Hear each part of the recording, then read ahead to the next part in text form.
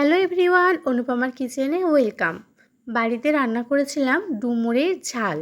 এই ডুমুরগুলোকে দেখো ভালো মতন করে এই ভেতরের বীজটাকে ফেলে ভালো মতন করে এইভাবে চাকচাক করে কেটে নিয়েছি। তার সাথে লাগছে এখানে আলু, লাগছে কুচনো পেঁয়াজ, নিয়েছি রসুন, তার সাথে নিয়েছি পেঁয়াজ বাটা আর রসুন বাটা। এবারে ডুমুরগুলোকে আমি প্রথমে প্রেসারে সিটি দিয়ে নিয়েছিলাম দুটো, মানে ডুমুরটাকে ভাপিয়ে নিয়েছিলাম। এবার তেলের মধ্যে লঙ্কা, গোটা গরম মশলা, জিরা আর আলু দিয়ে ছেড়ে দিয়ে এর মধ্যে এবারে আমি দিয়ে দিব লবণ আর হলুদ পরিমাণ মতন, দিয়ে এটাকে ভালো মতন করে ভাজা করে নেব।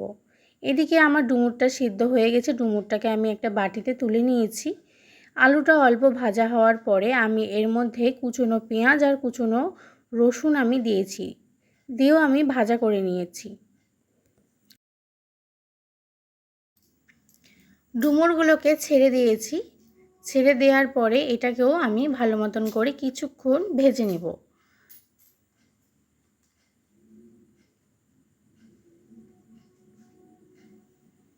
কিছুক্ষণ ভাজার পরে আমি লঙ্কা বাটা আর আদা জিরা বাটা আমি দিয়েছি। লঙ্কা বাটাটা একটু বেশি পরিমাণে দিয়েছিলাম, তার কারণ এটা যেহেতু ডুমুরের ঝাল হচ্ছে, একটু ঝালটা বেশি হবে।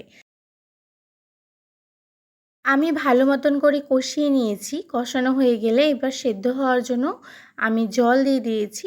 জল দিয়ে কিছুক্ষণ আমি ফুটতে দেব।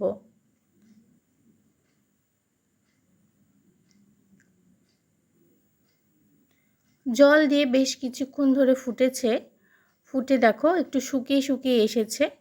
ব্যাস, এবারে হয়ে গেছে আমার ডুমুরের ঝাল। এইভাবে তোমরা বাড়িতে অবশ্যই একবার ট্রাই করো। রান্নাটা তোমাদের কেমন লাগলো ভিডিওটা অবশ্যই কমেন্টে জানিও।